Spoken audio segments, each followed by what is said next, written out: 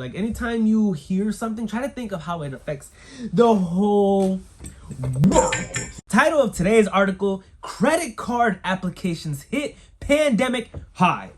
This is Monroy, Rhode Island's favorite realtor. If you're looking to buy or sell a house, let me know and let's get to it. Notes from the article. Americans are applying for credit cards at a rate not seen since before the pandemic. Close to 27% of U.S. consumers said in October that they had applied for a credit card in the past 12 months. Well, damn, that's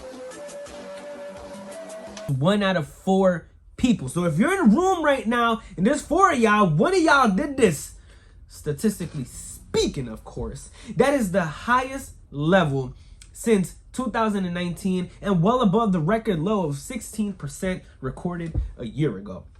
The New York Fed data doesn't account for the new Omicron coronavirus variant, which could set back people's travel plans. Now, let's pause real fast, right? So this is what I think. I'm going to give you some wit, what I think, right?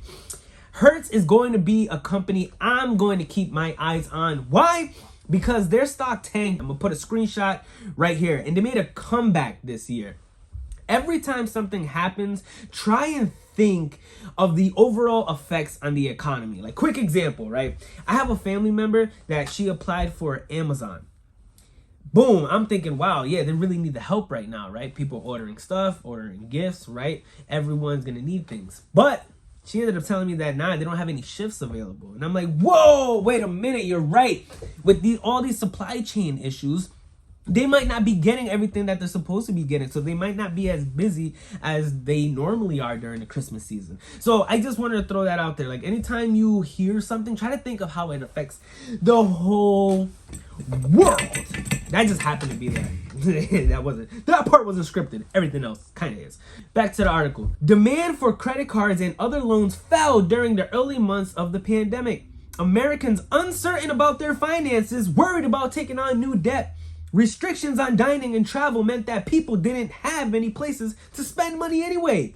Real quick, I'm gonna give you some more wit, what I think. This is interesting because depending on who you ask, if you ask someone who owned like an Airbnb, they're gonna be like, yeah, no one's spending money. But if you ask Home Depot, right, or Lowe's, they're probably gonna be counting money right in front of you. Like, what was that again? Nah, we getting it popping on this side. So it really depends on who you ask, right? So you can't just take one person's experience, what's going on. So that's why you gotta look around. That's why you gotta think about what's going on around the world. Back to the article. Things started to change earlier this year after COVID-19 vaccines boosted the U.S. economy. More Americans, after a year of hunkering down, started signing up for new credit cards. Some more wits, what I think.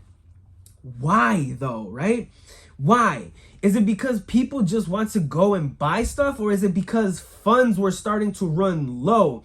I would like to know what the average income for people applying for these cards, what it is. What's the average income for the people applying for more cards? Credit card balances remain $123 billion lower than they were at the end of 2019. According to the New York Fed, while people are requesting more cards and spending more when they get them, they are also paying off balances more quickly than they did before the pandemic. So what happened? Did people become more financially literate? During the lockdown, because that was a time where people could slow down, really reflect on what's going on in their lives and their reckless spending, and maybe they just started watching more YouTube videos on how to better their finances, right? Because there's a whole bunch of stuff on YouTube nowadays. So what are your thoughts? What are your thoughts on everything that's going on? Leave a comment below. I'll put a link to this article in the description. But yeah, Rhode Island's favorite realtor. If you're looking to buy or sell a house, let me know. Peace.